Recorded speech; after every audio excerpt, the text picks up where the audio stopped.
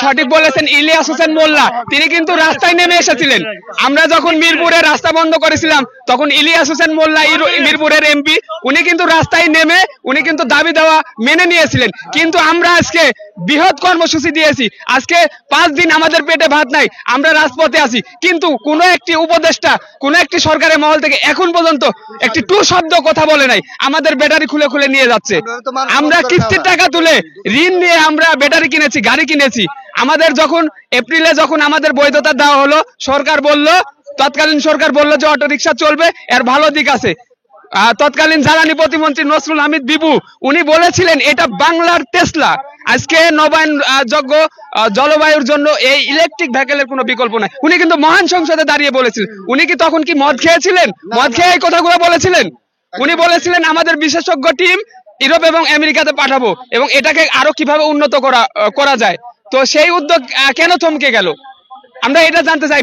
দেখেন 2 লিটার পানির দাম 40 টাকা, মাম পানির দাম, আর মাত্র লিথিয়াম ব্যাটারিতে আপনি মাত্র 5 থেকে 6 টাকা খরচ করে 150 কিলোমিটার চলতে পারেন। এই যে আমাদের যে প্রযুক্তির উদ্ভাবন, এই যে আমাদের যে উদ্ভাবনী শক্তি দিয়ে যে এই আমরা ব্যাটারি চালিত লেড ব্যাটারি দিয়ে আমরা চালাচ্ছি, এটাকে আমরা আরো উৎসাহ করে এটাকে লিথিয়ামে নিয়ে আসেন। লিথিয়ামে আপনার বিগত সরকার কিন্তু ইরান থেকে, আসলে আমরা এমন পরিস্থিতি হোক আমরা চাই না, আমরা এই হয়রানি শিকারটা হতে চাচ্ছি না। আমরা এর স্থায়ী একটা সমাধান চাই এবং এইটাকে যেন বৈধতা দেওয়া হোক। আমরা বারবার রাজপথে কেন নামবো? আমাদের পেটে ক্ষুধা আছে। আজকে দ্রব্যমূল্যের ঊর্ধ্বগতি, আপনারা সেটা নিয়ে চিন্তা ভাবনা করেন। এই বৃহৎ একটা জনগোষ্ঠীকে আপনি বাদ দিয়ে আপনি এই দেশটাকে সংস্কার করবেন, এটা হতে পারে না। এটা যৌক্তিক কোনো হিসাব হতে পারে না।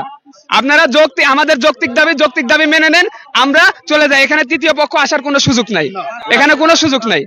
আগেই ভালো ছিল এটা আমরা বলবো না। আপনারা তো সবাই জানেন যে আগে ভালো ছিলেন না এখন ভালো ছিলেন, এটা আপনারা বিচার বিশ্লেষণ করেন।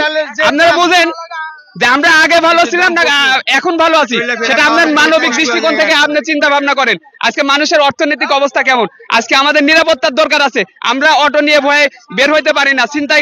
ছিনতাইকারীরা আমাদের অটো ধরে নিয়ে যায়, মাইরে কাটে নিয়ে যায়। আমাদের মেডিকেলে আমাদের সঙ্গে একজন একই গ্যারেজে গাড়ি চালায়, আজকে ঢাকা মেডিকেলে শায়িত আছে। আজকে তাকে মেরে কারণ বাজার থেকে গাড়ি নিয়েছে গতকালকে। তো আমরা নিরাপত্তা চাই।